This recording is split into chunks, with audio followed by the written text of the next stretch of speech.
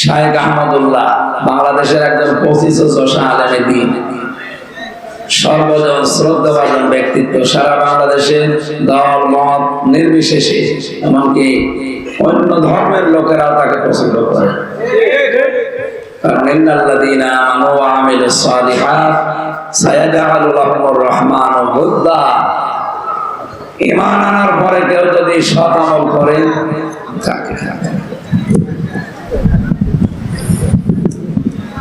ঈমান আনার পরে কোনো মানুষ যদি ভালো ভালো কাজের আঞ্জাম দুনিয়ায় দিতে পারে, সত্যিই তার ঈমানের দাবি অনুযায়ী সৃষ্টি জগতের ভেতরে তার প্রতি একটা মহব্বত আল্লাহ তৈরি করে দেয়।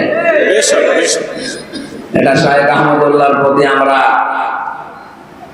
অবশ্যই তাকে ভালোবাসি কোরআনের জন্য। কিন্তু ইদানিং কোরআনে কারিমের সবচাইতে বিরুদ্ধে যারা এই দেশে অবস্থান নিয়েছে তারা আজ এই আলেমের বিপক্ষে উল্টাপাল্টা কথা বলছে। এই জন্য আমরা তাদেরকে থেমে যাওয়ার জন্য বলছি। শায়েখ আহমদুল্লাহর কথার পেছনে যেভাবে দলিল আছে, আমরা 14 গোষ্ঠী মিলে ওই দলিল দিতে পারবে না। উল্টাপাল্টা চিল্লা। সমাজ ভাইরা, আমরা আজকের এই হাদিসটা শুধু এই সামিয়ানার নিচে না, এখান থেকে আমাদের সারা বাংলাদেশে মিলাবো। কোরআন যেখানে নেই ওখানে আমরা আর যাব না। মানে যদি আমি ভালো হওয়ার নিয়তেও যাই বা ভালো হওয়ার নিয়তেও থাকি যে আমার সমস্যা নেই, তাও আমাকে খারাপ বানিয়ে দেবে কে? হেদায়েত দেওয়ার একচ্ছত্র মালিকানা আল্লাহ কোরআনকে দিয়েছে। এজন্য জালিকাল কিতাবু, এই যে কিতাবের আগে আলিফ লাম, এটা আলেমরা বুঝবে, আপনারা সাধারণ মানুষ হয়তো ওইদিকে যাচ্ছেন না। পৃথিবীতে আমরা দেখি শ্বশুরকে মানুষ বাবা বলে না, বলে না? জায়েজ আছে, হারাম না। কিন্তু নিজের বাবার সামনে বারবার যদি শ্বশুরকে আব্বা জান বলে, কে নিজের বাবার মনে দুঃখ লাগবে না? আল্লাহ বলেন আমি কোরআন দিয়েছি মানুষকে হেদায়েত দেওয়ার জন্য, আর এইটা বাদ দিয়ে তুই দৌড়াচ্ছিস কোন দিকে? ফাইনা তাযহাবুন ইন হুয়া ইল্লা যিকরুল লিল আলামিন। কোথায় দৌড়া? এই কোরআন বিশ্ববাসীর জন্য একটা উপদেশ। এটা কি? এই উপদেশ শোনার জন্য আজ আমরা এসেছি, দল মত নির্বিশেষে। এটা কোনো রাজনৈতিক মঞ্চ না, এটা কোরআনের মঞ্চ। এখান থেকে হেদায়েতমূলক কথাগুলো নিয়ে আমাদের প্র্যাকটিক্যাল লাইফে মিলাবো ইনশাআল্লাহ। বিশ্বনবী জানিয়েছেন ইন্নাল্লাযী লাইসা ফি জাওফিহি শাইউম মিনাল কুরআনি কাল বাইতিল খারিব। যে মানুষের অন্তরে কোরআন নেই, কোরআনের আলো নেই, ওটা মানুষের হৃদয় না, উজাড় গৃহ, শয়তানের ঘর। এদেশে জরিপ পাই আমরা জানুয়ারি মাসে, কোরআন রিসার্চ ফাউন্ডেশনের সদস্য ছিলাম জেলখানায় যাওয়ার আগে 20 সালে। জরিপ পেয়েছিলাম এই দেশের 100 জনের 95 জন মানুষ কোরআন শরীফ পড়তে পারে না। বলেন তো নবীর হাদিস অনুযায়ী 100 জনের 95 জন মানুষের অন্তর আছে শয়তানের ঘর হয়ে গেছে। এই জন্য কোরআনে কারীম দিয়ে আমাদের অন্তরকে মানুষের অন্তর বানানো লাগবে। আর আমি এই যাত্রা বাড়ি থেকে পর্যন্ত আসতে যতগুলো কোরআনের মার্কাজ মাদ্রাসা দেখেছি বাংলাদেশে এরকম খুব কম আছে। এগুলো জিন্দা যারা রেখেছেন তাদেরকে ধন্যবাদ জানাচ্ছি। বলেন আমিন। মান কোরআন কোরআনা, খুব খেয়াল করে শুনবেন। আজকের তেলাওয়াত কিন্তু আয়াত একটা, এখান থেকে বাস্তবের সাথে মিলিয়ে তাফসীর আকারে কিছু কথা বলবো ইনশাআল্লাহ। মান কোরআন কোরআনা, যে ব্যক্তি কোরআন পড়ে কি করে? আমি একটা ক্লাস চলছে, এটা ছাত্রের মতো জবাব দেবেন। এখানে বন্দর নাকি থানায় এসেছিলাম একবার 3-4 মাস আগে। ওখানে একটা ক্লাস নিয়েছিলাম, ইব্রাহিম নবীর 50টা পরীক্ষা ছিল, ওর উপরে কয়েকটা বলতে পেরেছিলাম। আজকে আমার আলোচনার বিষয়টা সাবজেক্ট মুক্তিপণ। কি বললাম? দেশে খুন আর গুম বেড়ে গেছে, গুম করলে অনেকে মুক্তিপণ চায়, কথা বলছে না? আমি জিন্দা মানুষ, গুম হই না, এমনিতেই ধরে নিয়ে এসে আমার বাবার বলছে 10 লাখ টাকা দেন, নাই তো বাকি যা করার করব। বাবা ভয়তে 8 লাখ টাকা দিয়ে দিস, বলেন সুবহানাল্লাহ। আউযুবিল্লাহ। মানে 24 ঘন্টা আমার বাবা জানতো না আমি কোথায় আছি, অথচ বাড়ি থেকে আমার ধরে নিয়ে এসেছে আল্লাহর ওলিরা। 24 ঘন্টা পরে যদি বাবা 8 লাখ টাকা অলরেডি দিয়ে দেয়, বাকি আরো 224 কেলে বাড়ি ঘর বিক্রি করে দিত না। মুক্তিপণটা বড় কঠিন বিষয়। এটা আমরা সামনে কোরআনে আয়াতের সাথে এটা একেবারে জীবনের সাথে কিয়ামতের সাথে মিলাবো। আল্লাহ যেভাবে কঠিন ভাবে দিয়েছেন, আমরা ওইভাবে কঠিন ভাবে একটু ডেলিভারি দেবো মাঝে মাঝে। দোষ একটু কঠিন হলে মেনে নেওয়া যাবে না। আল্লাহ যখন যে ফোর্সে বলে ওই ফোর্সটা দেওয়া লাগে, কিন্তু যেখানে আলাপতে লাগবে ওখানে হোমোপতি কিয়ামত পর্যন্ত দিলেও দেখা যাচ্ছে শাস্তি। হাদিসের প্রথম শব্দ হচ্ছে যে ব্যক্তি কোরআন পড়ে। কোরআন পড়া বলতে আমরা কি বুঝি? আজকে আমি আসরের নামাজ পড়েছি আপনাদের এই তাহফিজুল কোরআন ইন্টারন্যাশনাল মাদ্রাসা, এখান থেকে আসর মাগরিব প্রায় ইশার আগ পর্যন্ত ছিলাম। পুরাটা ঘুরে ঘুরে দেখলাম কোরআনে কারীম পড়ার ব্যাপারে এখানে যে বিষয়গুলো প্রিন্সিপাল সাহেবের সাথে দেখলাম। আল্লাহ তাআলা কোরআনে জানিয়েছেন, আল্লাযীনা আতাইনাহুমুল কিতাবা ইয়াতলুনাহু হাক্কা তিলাওয়াতি, যাদেরকে আমি কোরআন দিয়েছি তারা আমার এই কোরআন হক আদায় করে তেলাওয়াত করে। কি আদায় করে? তাফসীরে মুনীরের ভেতরে এসেছে, কেউ যদি হক আদায় করে পড়তে চায় কোরআন, 4টা শর্ত তাকে মানা লাগবে। আমি ওখানে 2টা পেয়েছি। কয়টা বলেন? 1 নম্বরে ওয়ারাত্তিলিল কোরআন তারতিলা, কোরআন পড়লে তারতিলের সাথে স্পষ্ট ভাবে থেমে থেমে পড়ো। ওখানে এটা আছে। শায়েখ ওনার নাম নেসার আহমেদ, ভালো মানুষ লোকটা, ওনার আচরণ আমার ভালো লেগেছে। ওনার পড়ার স্টাইল যেটা শুদ্ধ, ওইভাবে পড়বে। ইন্টারন্যাশনাল হাফেজ গুলো অনেক সারা বিশ্বে মুখ উজ্জ্বল করছে। বাংলাদেশের যারা, তার অন্যতম এই মাদ্রাসাটা। আমরা বলছিলাম ওখানে শুদ্ধ করে কোরআন পড়ানো হচ্ছে, তাসবিহের বিভিন্ন নিয়ম নীতি যেগুলো আছে এই অনুযায়ী। 2 নম্বর, এটা বুঝতে হবে। দেখলাম বোঝার জন্য বিভিন্ন সিস্টেম চালু করেছে, হয়তো কাঙ্ক্ষিত মানের ভাবে না হলেও হচ্ছে, ডেভেলপ হবে আস্তে আস্তে। 3 নম্বরে কোরআনে কারীমের হক হচ্ছে কোরআন নিজে জীবনে আপনি প্র্যাকটিক্যাল লাইফে মিলাবেন। যখন যেটা পড়বেন ওইটা জীবনে মিলানো লাগবে। সূরা নাস আর ফালাকে 11টা আয়াত আছে। কয়টা? হযরতে ওমর যিনি জান্নাতের গ্যারান্টি পেয়েছিলেন দুনিয়ায়, এই লোকটা সূরা নাস আর ফালাক জীবনে সেভ করতে তার সময় লেগেছিল 11 বছর।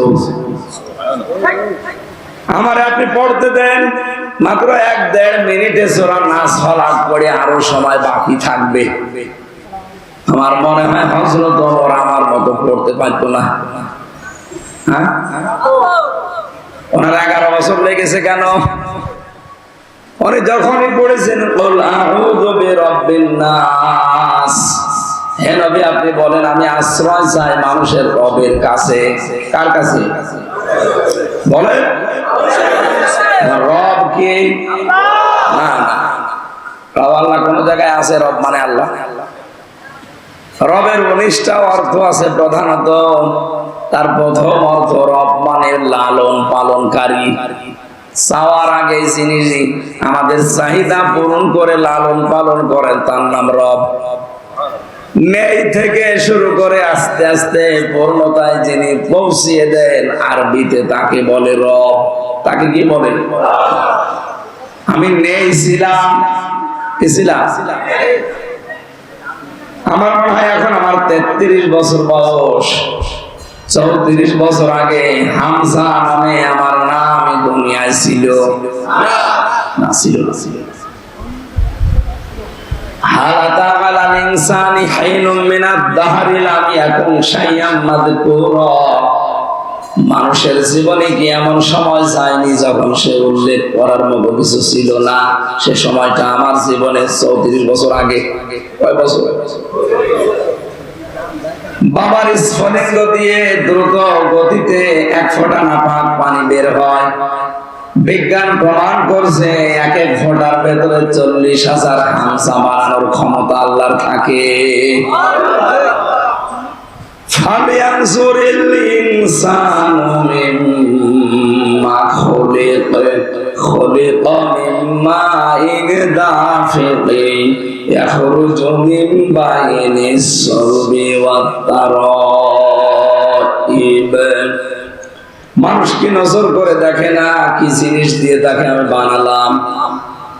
বাবার এই নাপাক পানিটা মায়ের রেহেমের ভেতরে যাবার পর 40 দিন 40 দিন 40 দিন 40 দিন এভাবে পাল্টাতে থাকে। এই পানিটা দিয়ে আমি আল্লাহ 4টা জিনিস তৈরি করি: চুল, রগ, হাড় আর পর্দা।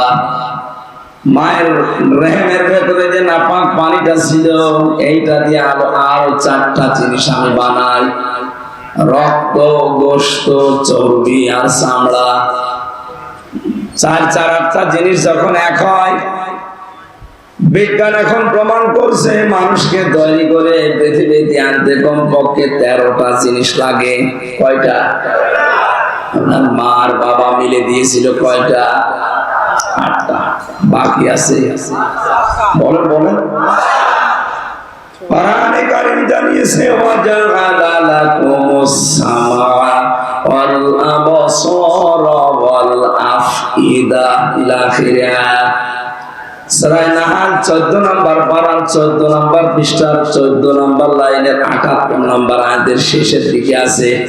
তাফসীরে ফি জিলালিল কোরআনে পাবেন।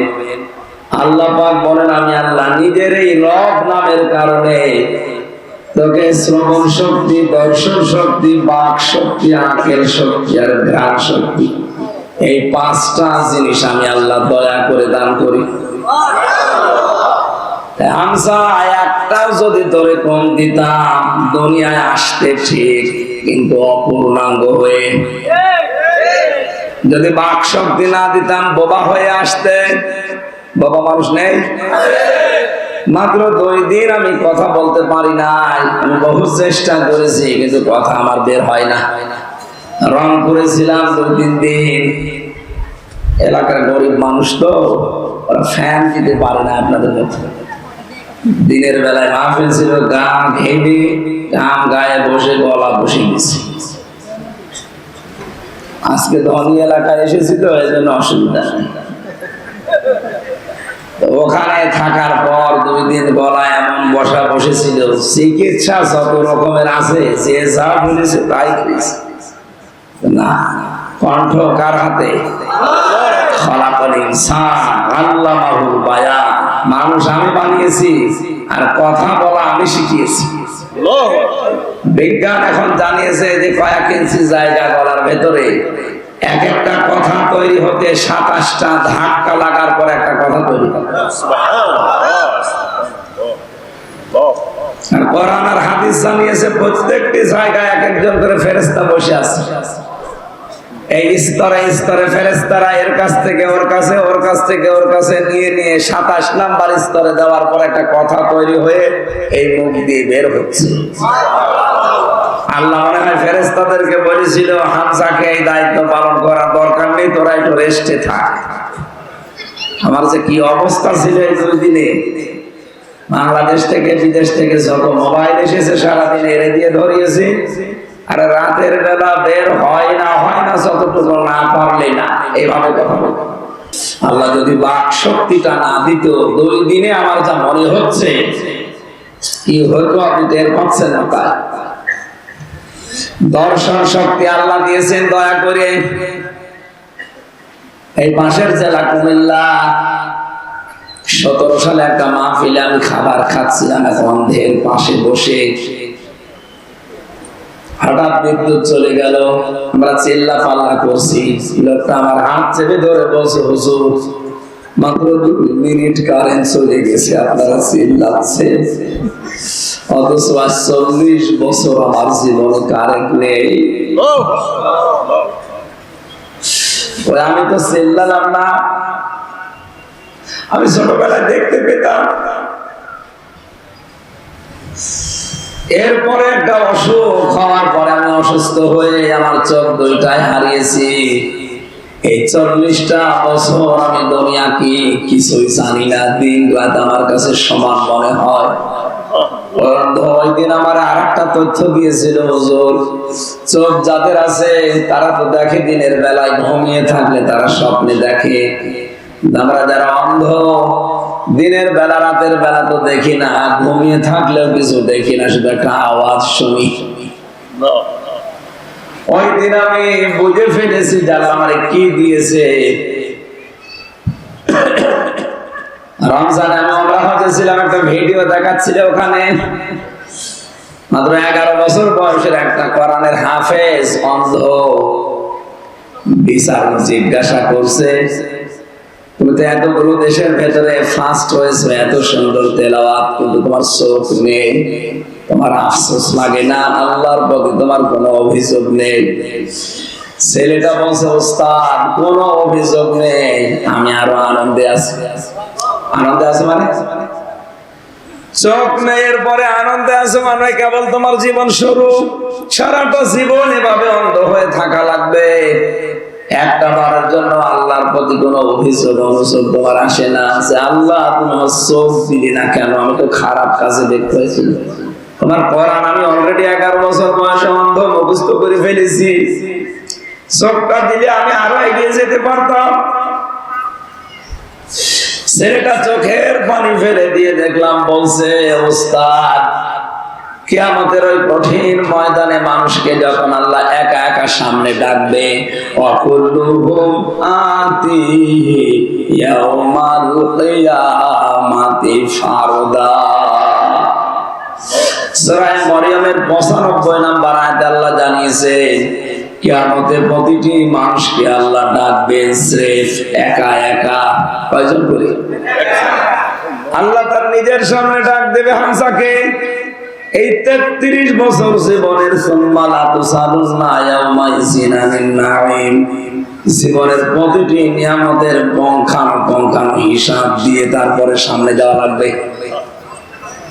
ছেলেটা বলে, বিচারপতি বা বিচারক উস্তাদ, আল্লাহ যদি আমাকে কিয়ামতে ডাক দিয়ে বলে, আব্দুর রহমান তোর পা থেকে মাথা পর্যন্ত একটা একটা করে নিয়ামতের জবাব দে, পা থেকে শুরুতে মাথা পর্যন্ত আসতে যখন চোখ পর্যন্ত আসবে, আল্লাহকে অন্তত ডাক দিয়ে বলা যাবে, রব্বুল আলামিন তুমি তো আমাকে চোখ দাওনি, দুনিয়া কি আমি কিছুই জানি না, মায়ের পেট থেকে আমি অন্ধ, এই ওসিলা হলো আজকে তুমি আমার চোখের দিকে তাকিয়ে মাফ করে দাও। এই ছোট একটা ভাবনা আর আমাদের চিন্তা কোথায়? আকাশ পাতাল পাল্টানো। কোরআনে কারীমের সূরা নাহলের এই 78 নম্বর আয়াতের তাফসীর পড়ার পর আমি দেখেছি আল্লাহ পাক নিজের পক্ষ থেকে যে 5টা জিনিস রব নামের কারণে আমাকে দান করেছেন, একটাও যদি কম দিত কিয়ামত পর্যন্ত আমি অপূর্ণাঙ্গই থেকে যেতাম। কবরে যাওয়ার পরও মানুষ বলতো এটা কানার কবর, বলে এটা ন্যাংরার কবর। কবরে গিয়েও শান্তি পেতেন না, মানুষ গালি দিয়ে ডাক দিত না, তো মানুষ চিনত না। যদি বলতো এটা হামজার কবর, কোন হামজা? ওই কানা হামজা।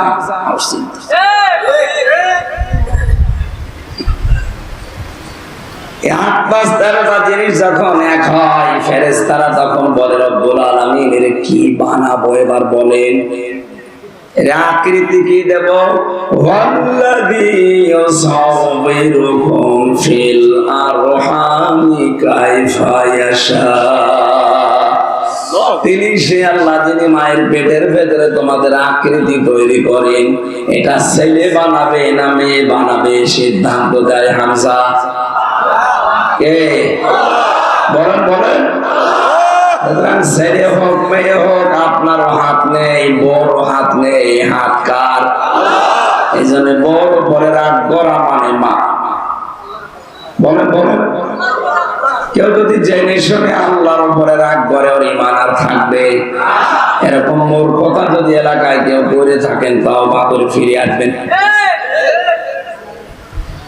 আমার ভাইরা, আমার শিক্ষা দেওয়ার বিষয় ছিল এখানে।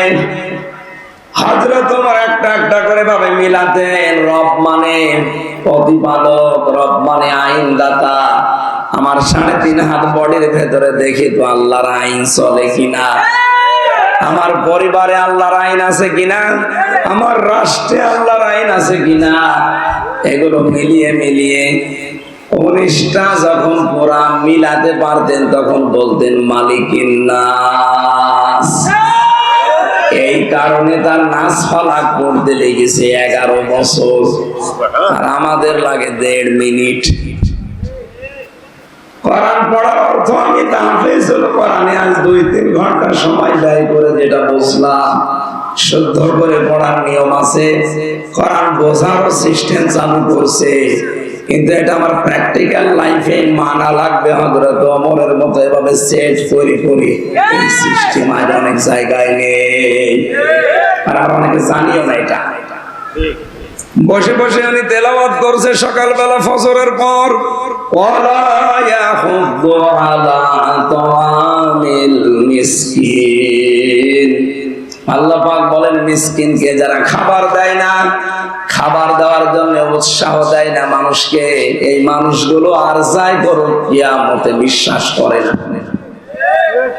অথচ উনি পড়ছিল, তেলাওয়াত করছিল, আর আইতাল্লাযী ইউকাযযিবু বিদ্দীন। হে নবী, আপনি কি দেখেছেন ওই মানুষগুলো যারা কিয়ামত বিশ্বাস করে না? নবীজি বলেন, কই, আমার কাছে যারা আসে এরা তো সবই মনে হয় কিয়ামতে বিশ্বাসী। আল্লাহ পাক বলেন না, ফাযালিকাল্লাযী ইয়াদউল ইয়াতীম।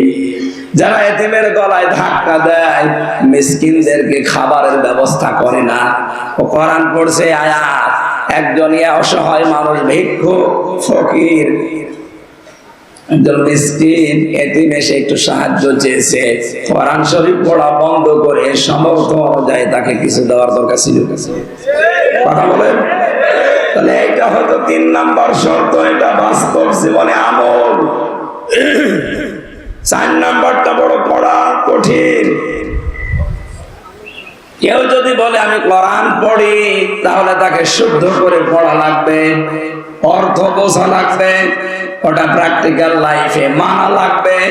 4 নাম্বারে ওটা যেন মানুষ মানতে পারে এই ব্যবস্থা করে দেওয়া লাগবে। এদেশে ওই সিস্টেম আছে। ওইটাই তো চেয়েছিলাম, যে শুধু নিজে শুদ্ধ করে পড়বো না, শুধু নিজে বসবো না, নিজেই মেনে নেব না, আমি মানুষকে মানাতে চাই। এরকম একটা ব্যবস্থা, এরকম একটা পরিবেশ তৈরি করতে চাই। এই কারণে 3 বছর ছেলে আমি। কোন কারণে আপনি ছেলে আমারে রাখলেন বলেন? আমি কি আপনার মেয়ের দিকে তাকিয়েছিলাম? বলেন। গল্প বন্ধ করেন না কেন? কোরআন পড়ার যে 4টা শর্ত বললাম, আমি সহ যারা আছি, আল্লাহ আমাদেরকে আমাদের প্র্যাকটিক্যাল লাইফে এই 4টা শর্ত মেনে কোরআন হক আদায় করে পড়ার তৌফিক দিন। আমিন। দ্বিতীয় শর্ত কি? ফাস্তাজহারাহু, যে ব্যক্তি কোরআনকে ইজহার করে, ইজহার মানে না, ইজহারের 99টা অর্থ আছে। ইজহার মানে স্পষ্ট করা, ইজহার মানে দাঁড় করানো, ইজহার মানে বিজয় করা, ইজহার মানে কায়েম করা, ইজহার মানে প্রকাশ করা, ইজহার মানে জানানো। তার মানে কোরআন যে পড়ে শর্ত আদায় করে, হক আদায় করে, আর কোরআনকে দাঁড় করানোর জন্য, বিজয়ী করার জন্য যারা দুনিয়ায় চেষ্টা চালাবে, এরকম মানুষ তো এখন দেশে বেশি নেই। আর এই কথা বললে অনেকে রাজনীতি মনে করে মন খারাপ করে। কোরআন বিজয় করা লাগবে, কোরআন কায়েম করা লাগবে, প্রতিষ্ঠিত করা লাগবে। কথা শোনার পরে যদি কারো কাছে রাজনীতি মনে হয়, এটাই রাজনীতি। যদি কারো মন খারাপ হয়, কসম করে বলছি ওর পেছনের আমল আল্লাহ সব নষ্ট করে দিয়েছে। এটা তো আমি বানিয়ে বললাম। সূরা মুহাম্মদ 9 নম্বর আয়াত, যালিকা বিআন্নাহুম কারিহু মা আনজালাল্লাহু ফাআহবাতা আমালাহুম। আল্লাহ কোরআনে যা নাযিল করেছেন মানে না এমন না। যদি কেউ কোনো বিধান শোনার পরে মন খারাপ করে, সঙ্গে সঙ্গে ফাআহবাতা আমালাহুম, ওর পেছনের সব ভালো কাজ নষ্ট করে দেয়। এই আয়াত অনুযায়ী আমি এই চোখ দিয়ে দেখতে পাচ্ছি বাংলাদেশের 100 জনের 85 জন মানুষের আমল নষ্ট হয়ে গেছে। 85 জন বললাম কেন না জানি, আমি আবার ওর ভেতরে আছি কিনা আল্লাহ জানে। কোরআনের কথা মেনে নেওয়া স্বতঃস্ফূর্ত ভাবে তো দূরের কথা, কেউ যদি শুধু মন খারাপ করে তো মানা যায়, আবার পেছনের সব কাজ আল্লাহ ধ্বংস করে দিয়েছে। এই হিসাবে বলেন তো এ দেশে এরকম মানুষ নেই কেন? কোরআনে ঝাড় করার জন্য বললেন, বলেন। এর পরের যে 2টা শব্দ খুব গুরুত্বপূর্ণ। এখানে যারা বিভিন্ন মাদ্রাসায় হাদিস পড়ায়, মুহাদ্দিস জিজ্ঞাসা করেন মাঝখানে নবীজি ফা দিয়েছেন। ফা অক্ষরটা আরবি গ্রামার অনুযায়ী বালাগাত মান থেকে 13টা অর্থে ব্যবহার হয়। কয়টা? আগের এই 2টা শব্দ যদি কেউ মেনে নিতে পারে, পরের যে সমস্ত বিষয়গুলো আসবে অবশ্যই আল্লাহ তার জীবনী কার্যকর করবে। শব্দের দিকে আমি খেয়াল করার জন্য বলছি আলেমদের। প্রথম ছিল যে ব্যক্তি কোরআন পড়ে, পড়ার হক কয়টা? বলেন বলেন, আরো জোরে বলেন। কালকে কেউ এভাবে ক্লাস নিলে বলতে পারবেন কোরআন পড়ার হক কয়টা? এই 4টা হক আদায় করে যারা পড়ে, এরপরে কোরআনকে জার করার জন্য যারা চেষ্টা চালায়, কোরআনকে বিজয়ী করার জন্য দুনিয়ায় যারা সর্বাত্মক চেষ্টা চালায়, কায়েম করে দেখানো ফরজ না, চেষ্টা করা ফরজ। তাহলে ফাহাল্লা হালালাহু ওয়া হারামা হারামাহু, এর ভেতরে বর্ণিত হালালকে হালাল আর হারামকে হারাম জানার পরে ছেড়ে দেয়। কেন আল্লাহর নবী ফা দিয়ে আবার শুরু করলেন? কারণ কোরআন যদি বিজয়ী থাকে ওই সমাজে হালালকে হালাল জেনে মেনে নেওয়া সহজ হয়। কোরআন যদি বিজয়ী থাকে হারামকে হারাম জানার পরে ছেড়ে দেওয়া সহজ হয়। কোরআন যে দেশে বিজয় নেই, যে সমাজে বিজয় নেই, ওখানে হালালকে হালাল জানার পর আপনি মানতে পারবেন না। এরকম জায়গা নেই, নাম ধরা লাগবে। হারামকে হারাম জানার পর আপনি ছাড়তে পারবেন না।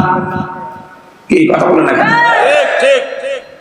এই জন্যই নবীজি জানিয়েছেন কোরআন যারা পড়ে আর এজহার করার জন্য চেষ্টা চালায়, তখন এর হালালকে হালাল হারামকে হারাম জানার পরেও ছেড়ে দিতে পারবে।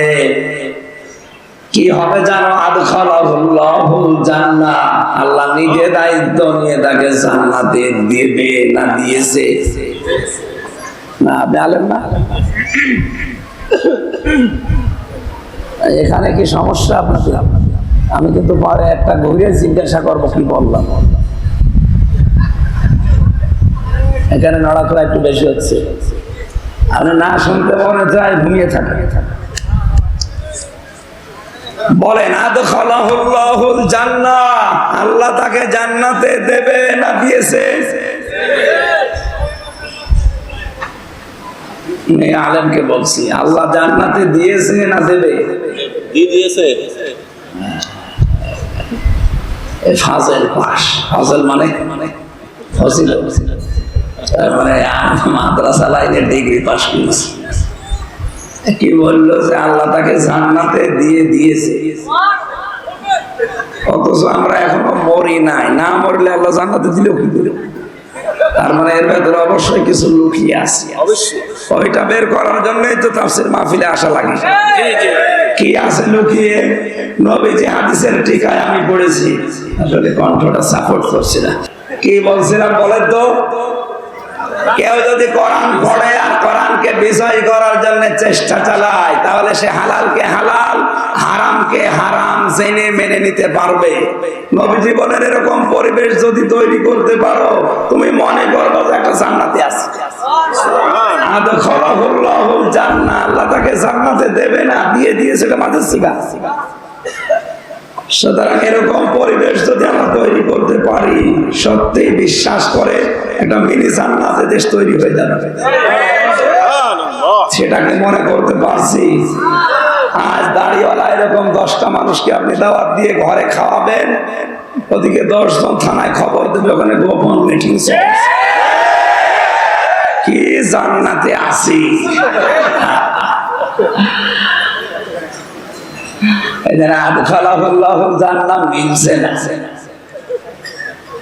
আরো বিভিন্ন কিরমান কাতিবিন বিভিন্ন জায়গায় বসে আছে, তো এই জন্য আমি আর নিচে নামতে পারলাম না। আমি আজকে এমনি কোর্টে হাজিরা দিয়ে আসলাম।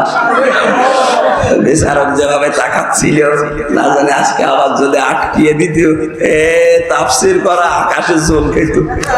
থাক, আমি নিচে নামছি না, আমি তেলতলা ওয়াজ করছি। ঠিক আছে, অবশ্যই ঠিক আছে, আপনি রাজি থাকলে আমার অসুবিধা নেই।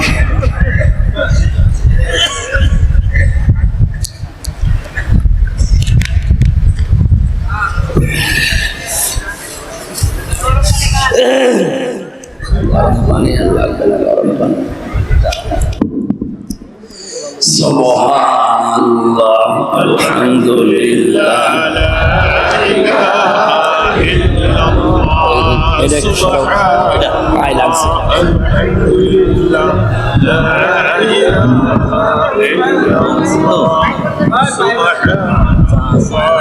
ঠিক আছে, এখানে থাকে।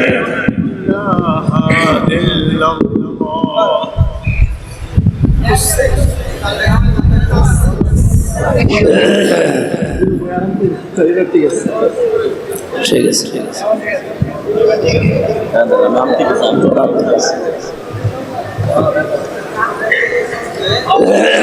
সুবহানাল্লাহ, আলহামদুলিল্লাহ, লা ইলাহা ইল্লাল্লাহ। সুবহানাল্লাহ, আলহামদুলিল্লাহ, লা ইলাহা ইল্লাল্লাহ, লা ইলাহা ইল্লাল্লাহ, মুহাম্মাদুর রাসূলুল্লাহ।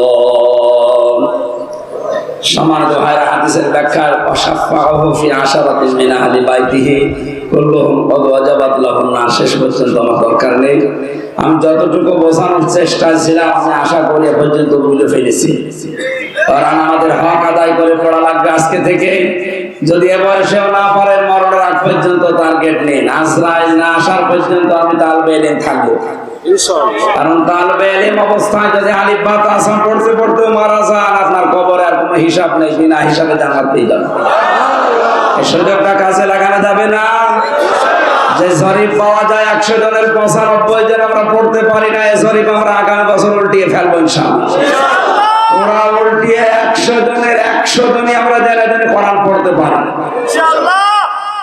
তাও আনাকুম জানাকুম না, হক আদায় করে এই 4টা শর্ত মেনে বলেন। তাহলে যে যতটুকু পড়বে শুদ্ধ করে বুঝবে, নিজে আমল করবে আর মানুষের কাছে পৌঁছাবে, এই দেশে কোরআনে কারিম প্রচারে আর কেউ বাধা দেওয়ার সাহস করবে না। আমরা 96 ভাগ, বাধা দেবে কে? 2 নম্বরে যে যেখানে আসি ওই জায়গা থেকে কোরআন যেন প্রকাশ হয়, প্রচার হয়, এজাহার হয়, দাঁড় হয়, কায়েম হয়, বিজয় হয়। চেষ্টা চালিয়ে যাব, বাকি ফল আল্লাহর হাতে। কারণ কোরআনের মালিক আমি না, এই জমিনের মালিকও আমি না। এই কোরআনের মালিকও আল্লাহ, জমিনের মালিকও আল্লাহ। আমরা শুধু কামলা, শ্রম দিয়ে যাব, শেষে বেতন পাবো। আল্লাহ এই বেতনটা যেন আমাদের জান্নাত এটা দান করেন, তাহলে মিনি জান্নাতে দুনিয়া থেকে আমরা দেখে যেতে পারবো ইনশাআল্লাহ। দরুদ আর সালাম পাঠ করে কোরআনে কারিমের একটা আয়াত পড়েছি মাত্র, সূরা মাআরিজ থেকে 11 নম্বর আয়াত। আমার আলোচনার বিষয় আজকে মুক্তিপণ। কি বললাম? এত কঠিন বিষয় এটা। দুনিয়ার হিসাবে তো আছে, মরণের পরে আল্লাহ একটা বিষয় সাজিয়েছে। আল্লাহ রাব্বুল আলামিন বলেন, মানুষের মরণের পরে আমি ময়দানে মাহশারে এমন কঠিন অবস্থা বানাবো, কিয়ামতের ওই ময়দানটা 50 আলফা সানা মিম্মা তাউদ্দুন। দুনিয়া 1-2 করে যেভাবে গণনা করো, মরণের পরে এক একটা দিন শুরু হবে কিয়ামতে 50,000 বছরের মতো লম্বা। এ বিশাল জীবন, এক একটা দিন। বিজ্ঞানী আয়াত নিয়ে প্রমাণ করতে চেয়েছে, কেউ যদি দুনিয়াতে 100 বছর হায়াত পায়, মরণের পরে যে জীবন শুরু হচ্ছে, ওই জীবনে এক একটা দিনের তুলনায় মানুষ যেন মাত্র 2.5 সেকেন্ড বেশি থাকে। কত?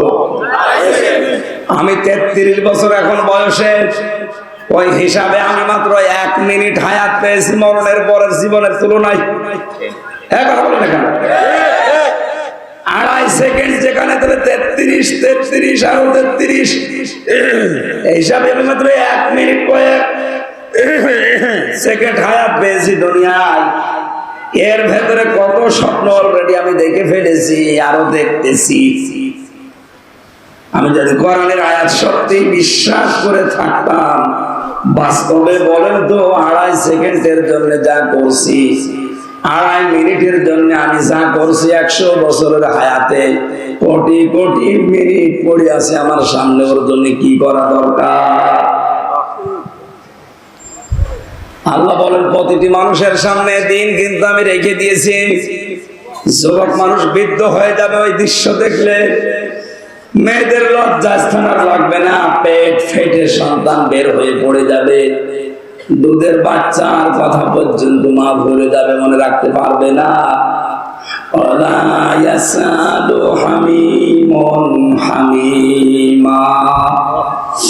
বন্ধু বন্ধুর কোন কথা মনে রাখবে না, মনে রাখার মতো হবে না। কেন? তাদেরকে যদিও মুখোমুখি করা হবে, দেখানো হবে যে এটা তোর সেই বন্ধু। কয়েকদিন আগে আমি দিনাজপুর গিয়েছিলাম, বিশ্ববিদ্যালয়ে থাকাকালীন এক বন্ধু ছিল মাওলানা মাহফুজুর রহমান। ওরা আমি জেলে যাওয়ার আগেও দেখি নাই কয়েক বছর, এরপরে 2-3 বছর, আর এই কয়েক মাস, প্রায় 5-6 বছর কেটে গেছে। ও শুনেছে কিভাবে আমি দিনাজপুরে ঢুকেছি, খবর দিল নাম্বার নিয়ে। পরে দেখার পরে বললাম আজকে সময় নেই, যাই অন্যদিন আসবো। ও আমাকে দেখার পরে যে আচরণ করেছে, আমার তো আয়াতটা মনে পড়েছে, কিয়ামতে আল্লাহ কঠিন অবস্থায় এই মাহফুজ আমারে বলবে, হামজা আমি তোমার চিনি না। ইয়াওয়াদুল মুজরিমু লাউ ইফতাদি মিন আযাবি ইয়াউমিদিন বিবানি।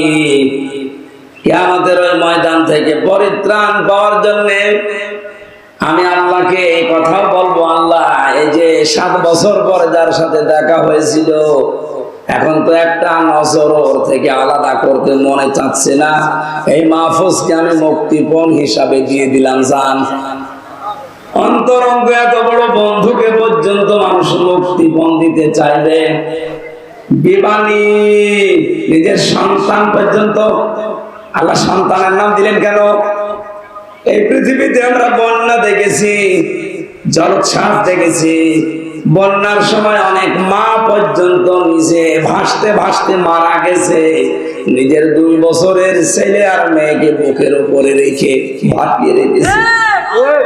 তার মানে নিজের জীবনের তুলনায় সন্তানকে ভালোবাসে এরকম মা দুনিয়ায় আছে? বলেন। আমার ওই ছোট মেয়েটা ফারিহা জান্নাত, ওর আমি ছেলে যাওয়ার 1 বছর রেখে গিয়েছিলাম, এখন ওর বয়স 4 বছর, এখনো আমার ভালো চেনে না, কিন্তু ওর প্রতি আমার যে ভালোবাসায় 3 বছরের জন্মিয়েছে। এই যে কোরআন শরীফ আমার সামনে, বাস্তব কথা বলছি। আজ প্রধানমন্ত্রী শেখ হাসিনা যদি আমারে বলে দেশ তোমার নামে লিখে দিলাম, ফারিহাকে জবাই করো, আমার দ্বারা সম্ভব না। অথচ আল্লাহ ফারিহার নামটাই দিয়েছেন আগে বিবানী। কিয়ামতে এই ফারিহাকে হামজা বলবে, আল্লাহ এরেও দিয়ে দিলাম, আমারে মুক্তি দাও। নারায়ণগঞ্জবাসী, বিষয়টা বলতে আমি যত সহজে বলছি, এটা প্র্যাকটিক্যালে কি অত সহজ? বলেন, আপনি বাস্তবে ওই সম্মুখীন হন তো দেখি। ইব্রাহিম আলাইহিস সালাম হয়েছিলেন 80 বছর বয়সের সন্তান হওয়ার পরেও 13 বছর খোঁজ খবর নেননি। 13 বছর পরে সে বলছে, আল্লাহ আমাকে পাঠিয়েছে আমাকে জবাই করার জন্য।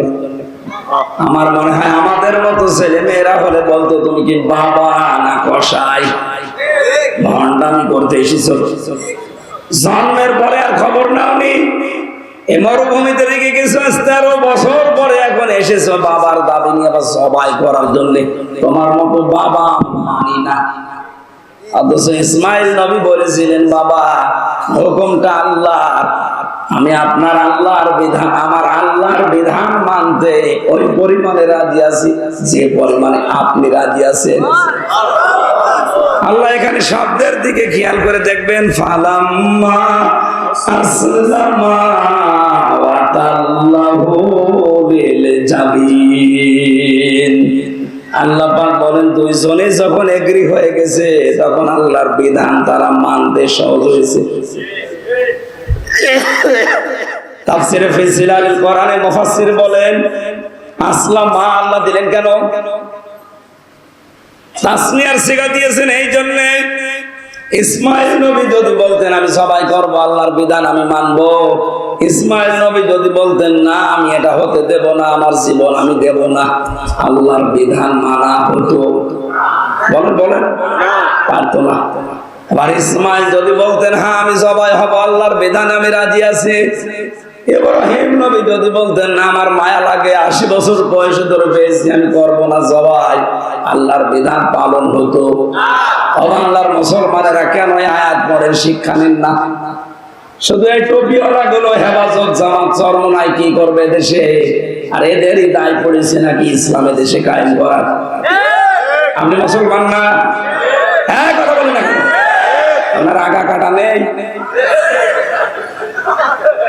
না? অনেকে কাটা নেই, এই যে এটা কাটা নেই, এই ওটো কাটা,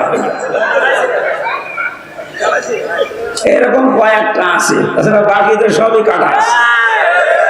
অন্তত আপনি প্রকৃত মাথায় দিয়ে আছেন। এখন আমরা আজ যারা দেশের দায়িত্বে আছি 1734 জন মানুষ, প্রধানমন্ত্রী শেখ হাসিনা থেকে শুরু করে আপনাদের এলাকার উপজেলা চেয়ারম্যান পর্যন্ত, এই মানুষগুলো যতদিন পর্যন্ত ইব্রাহিম আলাইহিস সালামের ভূমিকা অবতীর্ণ না হবে, 16 কোটি জনগণ আমরা যারা, তারা যদি ইসমাইল নবীর ভূমিকায় এগিয়ে না আসি, কিয়ামতের আগে দেশে ইসলাম কায়েম হবে।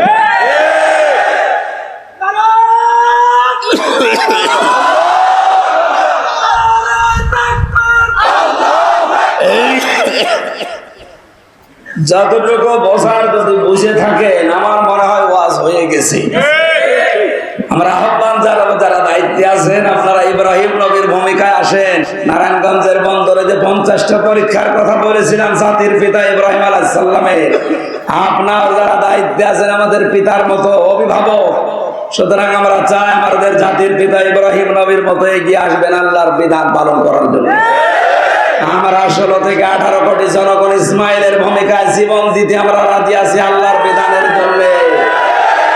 দেখবেন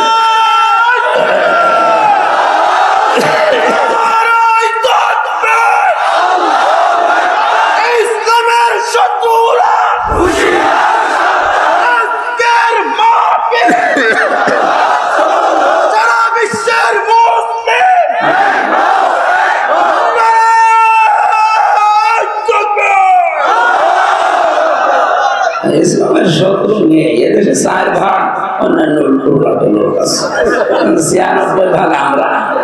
সুতরাং আমাদের ওই চিন্তা নেই, ও শত্রুতা করেও কিছু করতে পারবে না। বহু চেষ্টা চালাচ্ছে, এখনো পর্যন্ত ষড়যন্ত্র বন্ধ নেই। বিভিন্ন রকমের সূক্ষ্ম ষড়যন্ত্র চলছে। না আপনি পারবেন না, আপনাকে আমি কোরআন সামনে নিয়ে আল্লাহর দিকে তাকিয়ে বিশাল জনসমুদ্র সামনে নিয়ে গ্যারান্টি দিচ্ছি, এদেশে এখনো যারা ষড়যন্ত্রে আছেন থামেন, পারবেন না। যা যা ষড়যন্ত্র করছেন ওখানে থেমে যান, কিয়ামতের আগে দেশ থেকে ইসলাম বিদায় করা সম্ভব না। যত চেষ্টা চালাচ্ছে তত বেড়ে যাচ্ছে। কি করেছেন আমার 3 বছর আটকিয়ে, আগে 20,000 মানুষ হতো, এখন 50,000 হবে না। ভাবে এই সিস্টেম বাদ দেন, আদর্শ নিয়ে আসে। আমরা এসেছি রসুলের আদর্শ নিয়ে। পৃথিবীর কোন আদর্শ এখানে আর হবে না, এই জায়গায় সব জিরো। এই জন্য আমাদের উচিত হচ্ছে আমরা সবচাইতে আপন যেটাকে বলি সন্তান, আমার ফারিহাকে পর্যন্ত যদি কিয়ামতে আমি দিতে চাই, আর কে বাকি থাকে? আল্লাহ এরপরও আরেকজনের নাম দিয়েছে। আল্লাহ পাক বলেন ওয়াসাহিবাতিহি ওয়া আখি, মানুষ কিয়ামতে তার বউকে পর্যন্ত মুক্তিপণ দিতে চাইবে। কাকে বলেন বলেন? এমনকি তার ভাইকে,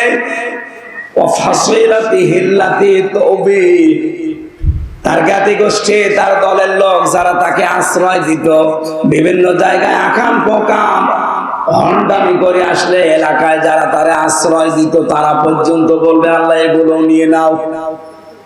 অমান ফিল আরদি জামিআ, পৃথিবীর যত সম্পদের মালিক সে ছিল, স্থায়ী অস্থায়ী সব আল্লাহর কাছে বিনিময় হিসাবে বলবে এগুলো নাও। সুম্মা ইউনজি, এরপরেও তুমি আমাকে বাঁচাও। বাংলার মুসলমানের একটু খেয়াল করেন আয়াতগুলো, আল্লাহ কত শক্ত ভাবে আমাদের জানাচ্ছে। এই কথাগুলো বলতে বলতে আল্লাহ হঠাৎ করে আলোচনার ধরনটা পাল্টিয়ে ফেলেছেন। আল্লাহ পাক বলেন এতগুলো জিনিস মানুষ আমাকে দিতে চাচ্ছে মুক্তিপণ হিসাবে বাঁচার জন্য। আল্লাহ কখনোই না, ইন্নাহা লাযা, তাকে আমি লাজায় প্রবেশ করাবো। কোথায় বলেন বলেন? লাজা কি? না, জাহান্নামের একটা দরজা। এখানে যারা আলেম আছে তারা বাদ দিয়ে আমার মনে হয় সাধারণ 100 জনের 99 জন ভুল করবে। যদি বলি জাহান্নাম কয়টা, বলবে 7টা। কোন জায়গায় পেয়েছেন আপনি কোরআনে? নেই। কোরআনে আছে জাহান্নাম একটা, আর জাহান্নামের দরজা 7টা। কয়টা? এটা তো আমি বানালাম নাকি? সূরা হিজর 14 নম্বর পারার 3 নম্বর পৃষ্ঠা 9 নম্বর লাইনে 44 নম্বর আয়াতে আছে। আল্লাহ পাক বলেন জাহান্নাম একটা, লাহা সাবাতু আবওয়াব, এর দরজা 7টা। দরজা লিকুল্লি বাবিম মিনহুম জুজউম মাকসুম। দুনিয়াতে যে যে ধরনের অপরাধ করবে, কিয়ামতে আল্লাহ তাকে ওই দরজা দিয়ে প্রবেশ করিয়ে শাস্তি দেবে। আজ নারায়ণগঞ্জের মানুষকে বোঝাতে চাই আমরা কোন ধরনের অপরাধ করছি আর কোন দরজা দিয়ে প্রবেশ করার উপযুক্ত হচ্ছি। যদি এখন ওই 7টা দরজার যে কোনো দরজার সামনে থাকি, ওখান থেকে ফিরে জান্নাতের দরজা আছে কয়টা? না, জান্নাতের দরজা 8টা। শুধু শুনেছেন, কোনদিন পড়েছি? পড়েন। কোরআনে কারিমে আল্লাহ 100টা জান্নাতের স্তরের কথা দিয়েছেন। কয়টা? 100। ওই 100টা দরজা খোলা আছে, স্তর বানানো আছে। যে দরজার সামনে দিয়ে যাওয়ার সৌভাগ্য অর্জন করতে পারবেন আজকের আলোচনা থেকে শেষ পর্যন্ত। আমরা বলছিলাম জাহান্নামে একটা দরজা 7টা। কারণ কি? প্রাইমারি একটা স্কুল, এখানে 1 থেকে 5 পর্যন্ত পড়ায়। স্কুল কয়টা? বলেন বলেন? ক্লাসরুম, দরজা, যে ক্লাসে পড়ে ওই দরজা দিয়ে সে প্রবেশ করে। আল্লাহ বলেন জাহান্নাম একটা। দুনিয়ায় যে যে ধরনের অপরাধ করবে তার কেসে নিয়ে ওইটা জুটবে তার ভাগে। তাহলে আজকে আপনি মিলাবেন আপনি কোন অপরাধে আছেন আর কোন দরজা দিয়ে আল্লাহ আপনাকে প্রবেশ করাবে। তার 1 নম্বর দরজার নাম হচ্ছে লাজা। নাম কি? বলেন বলেন? কি এটা? নাযাতাল লিশাবা। আল্লাহ বলেন দরজা দিয়ে প্রবেশ করানোর সঙ্গে সঙ্গে মানুষের চামড়া খুশি যাবে। কথা শুনতে যত সহজ মনে হচ্ছে, বিষয়টা অত সহজ। আমি রিমান্ডে ছিলাম 10 দিন। ওখানে আমাকে দেখেছি, আমি তো মূল্য চুরির মামলা কিছুই জানি না, প্রায় 10 দিন। যারা অস্ত্র নিয়ে ধরা পড়েছে, মার্ডার মামলার আসামি, এই মানুষগুলোকে যারা রিমান্ডে নিয়ে যায়, তারা বলেছে মধু সোনা এ দুধ খাও, এই নখ তুলি দেয়। আমাকে ওইগুলো জিনিস দেখিয়েছিল, কিন্তু আমার তোলে নাই। আমার সামনে অনেকে তুলেছে। জীবিত মানুষের যদি নখ তুলে নেয় বলেন তো, এরপর আবার এরকম লবণ ছিটিয়ে দেয়। নখ তুলে নেওয়ার পরে যদি লবণ ছিটায় জীবিত মানুষ, ও তো এমনি অজ্ঞান হয়ে যাওয়ার কথা। আর বাকি যে জায়গায় বিভিন্ন জিনিস দেওয়ার কথা, তো বলাই যাচ্ছে না। এই যে এখানে যাওয়ার পরেও কিন্তু চামড়া খসে যায়নি। আমি একটা ঘরের ভেতরে 11 ঘন্টা দাঁড়িয়েছিলাম এক পায়ে,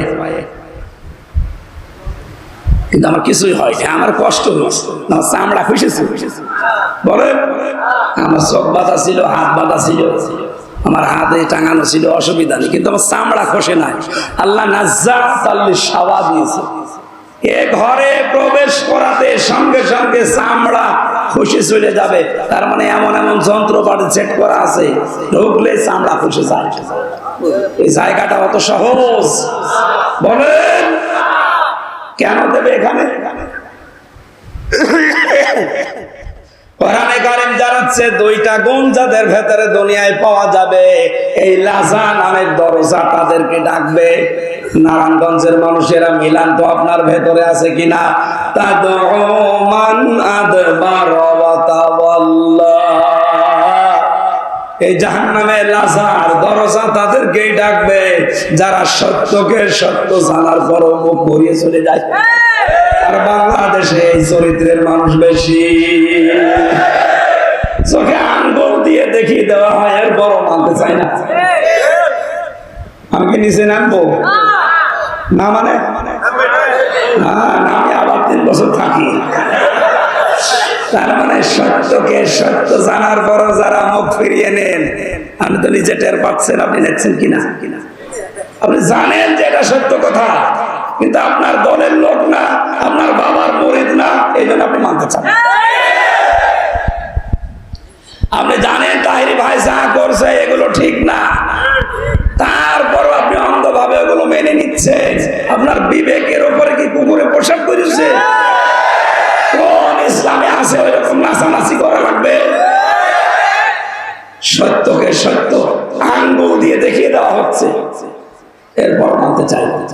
এই চরিত্র যাদের আছে, বিবেক যাদের কাজে লাগে না, এর দলিল পাবেন সূরা মুলকের 10 নম্বর আয়াত।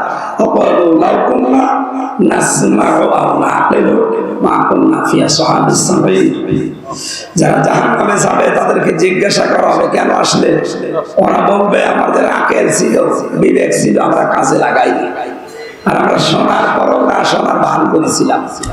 কারণ আপনি শোনার পরও সত্যকে সত্য জানার পরও যদি না মানেন, 2 নম্বরে কি? যারা মাল সম্পদ জমা করে আর এগুলো সংরক্ষণ করার জন্য সব সময় চেষ্টা চালায়। এই বাংলাদেশে চরিত্রের মানুষও দিন দিন বাড়ছে। কি করে জমা করবে, জমা করবে, জমা করবে, আর এগুলো কি করে সংরক্ষণ করা যায়, সে বৈধ হোক আর অবৈধ হোক। দেশে জায়গা হচ্ছে না, অনেকের বেগম পড়া বাড়ছে। এখানে মাল শব্দটার অর্থ পেয়েছি আমি 4টা। কয়টা? বলেন বলেন। মালের প্রধান অর্থ হচ্ছে নেককার স্ত্রী।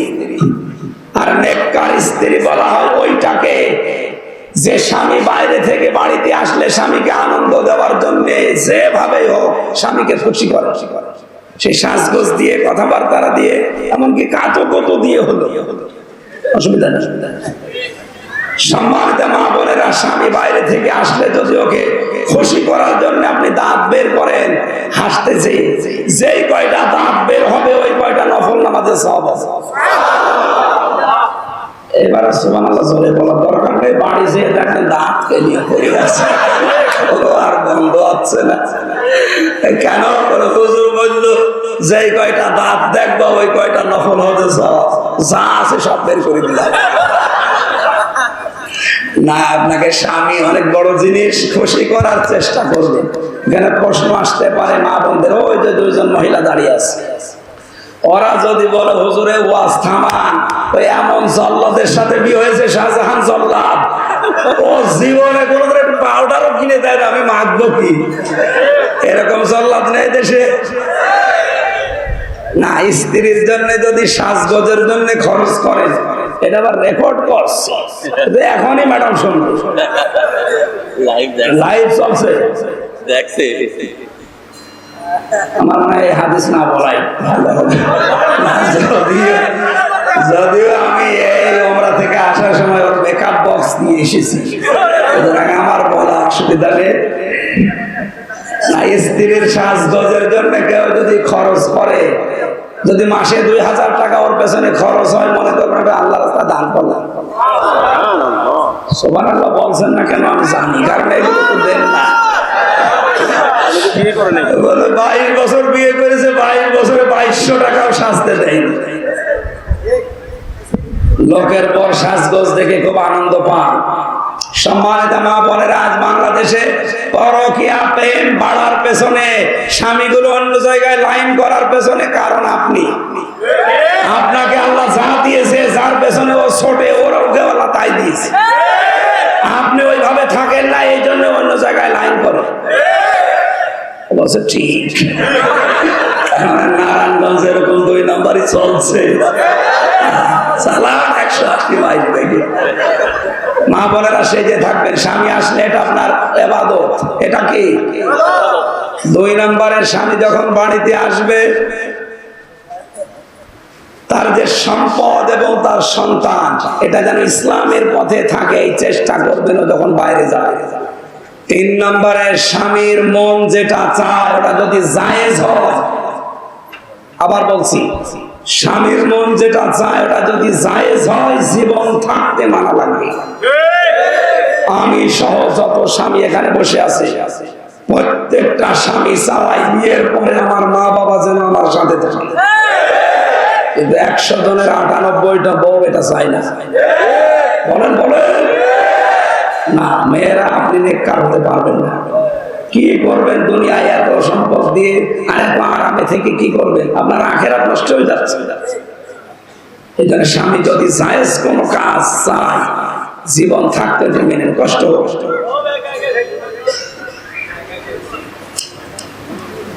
4 নম্বরে নিজের ইজ্জতের হেফাজত করা লাগবে মেয়েদের। আমি জেলখানাতে দ্বিতীয় যে জল্লাদ পেয়েছিলাম, এই শাহজাহান জল্লাদ বের হওয়ার পর এখন আছে ইলিয়াস, কেন্দ্রীয় জেলখানার যে লোকটা এখন ফাঁসিতে ঝোলায় মানুষকে, ওর নাম ইলিয়াস, চট্টগ্রামে বাড়ি। ওর কাছে একদিন বসে বসে শুনছিলাম কি হয়েছে। বলছে 17 বছর ছিলাম সৌদি আরবে, দেশে আসার পরে বিয়ে করেছি 11 বছর। বিয়ে করার পরে শুধু বর সাথে আর মা আর বোনের সাথে মিল নেই, কিছু দিলেই খালি রাগ করে। এই বর আর মন পাই না, শেষ পর্যন্ত ও ছাতা মারার জন্য না একটা থাপ্পড় মেরেছি, মানে এমন একটা জায়গায় লেগেছে ছাতা মারা গেছে। এখন আমার এই যে যাবজ্জীবন যে ফাঁসি ছিল, এখন আমার 30 বছর জেল। একটা মানুষকে ফাঁসি দিলে আমি 4 মাস জেল থেকে মুক্তি পাই। সেই হিসাবে যদি 1-20টা ফাঁসি দিতে পারি, আর 15-20 বছর যদি জেল খাটতে পারি, তাহলে বাকিগুলো মাফ হয়ে যাবে। বলেন, ওর যদি এখনো 22 বছর জেল খাটা লাগে, আর ওদিকে 17 বছর, ওর জীবনে আছে কি না? অথচ খুব বড় কাজ করে জীবনটা শেষ করলো এই স্বামী স্ত্রীর দ্বন্দ্ব নিয়ে। সামান্য একটা দ্বন্দ্ব, ও মা বাবাকে বোনকে একটু খরচ দিত, ওই মেয়ে লোক সহ্য করতে পারত না। সম্মানিত মা বোনেরা, না, আপনি নেককার হতে পারবেন না শুধু নামাজ পড়ে রোজা করে আর কালো বোরকা পরে মনে করছেন আমি তো আল্লাহর ওলি ফাতেমা হয়ে গেছি, হবে না। আল্লাহ মেয়েদেরকে এই 4টা গুণ অর্জন করার তৌফিক দিন। জান্নাতের 8টা দরজা তাদের জন্য খোলা। নবীজি কিয়ামতে বলবে, যা আছে জান্নাত দিয়ে পারিস চলে যা। আল্লাহ মেয়েদেরকে 4টা গুণ অর্জন করে নেককার স্ত্রী, পৃথিবীর শ্রেষ্ঠ সম্পদ মাল, এটা হওয়ার তৌফিক দিন। দ্বিতীয় নম্বর মাল মানে ক্ষমতার চেয়ার, 3 নম্বরে মাল মানে অস্ত্র শস্ত্র, 4 নম্বরে মাল মানে সম্পদাদি।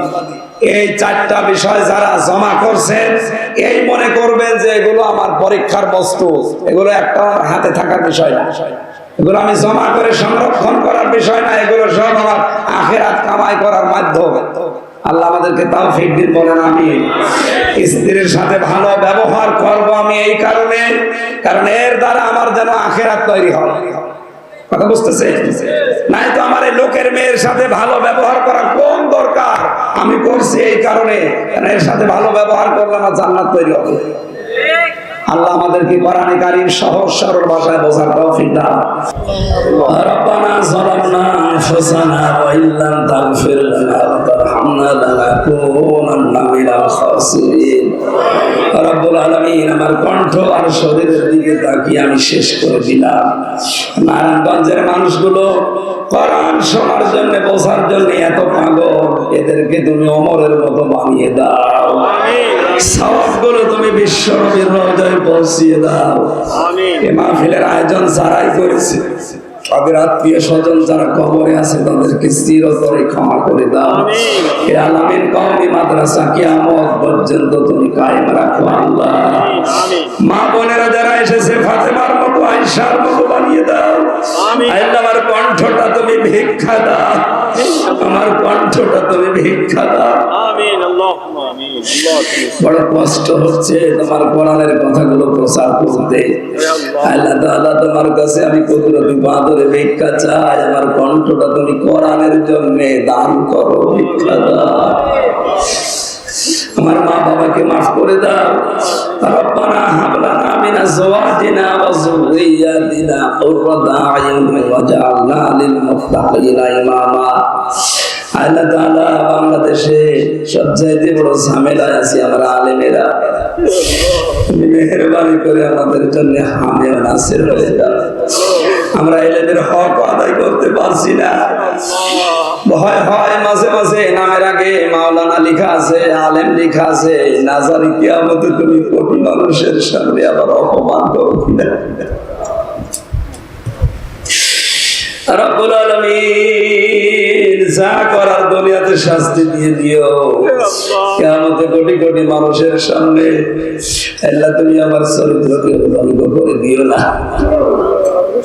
এখানে যারা আলেম আছে, আলেমদেরকে তুমি নিজের কুদরতি চাদর দিয়ে ঢেকে রাখো। এদেশের মুসলমানদেরকে বাঁচাও, এদেশে কোরআন মানা যায় এরকম একটা পরিবেশ তৈরি করে দাও। আল্লাহ প্রশাসনের যে ভাইগুলো দায়িত্ব পালন করছে, আজকে বাংলার প্রশাসনের উপরে তোমার রহমত নাযিল করো। এদেশের দায়িত্বে যারা আছে সহি সালামতে পালন করার তৌফিক দাও। আল্লাহ, ত্রিমুখী ষড়যন্ত্র চলছে, এদিকে আমেরিকা, এদিকে চীন, ভারত আর রাশিয়া। আল্লাহ, আমাদের দেশটা বড় গেড়া করে পড়ে আছে, তোমার কুদরত দিয়ে আমাদের এই দেশটাকে বাঁচাও। প্যালেস্টাইনের মুসলমানদের জন্য তুমি হামে ও নাসির হয়ে যাও।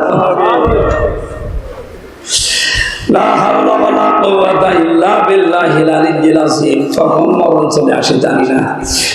আমার কণ্ঠটা ভিক্ষা চেয়ে আজকের মতো আমি বিদায় নিলাম। মরণের সময় যেন বলতে পারি লা ইলাহা ইল্লাল্লাহু মুহাম্মাদুর রাসূলুল্লাহ।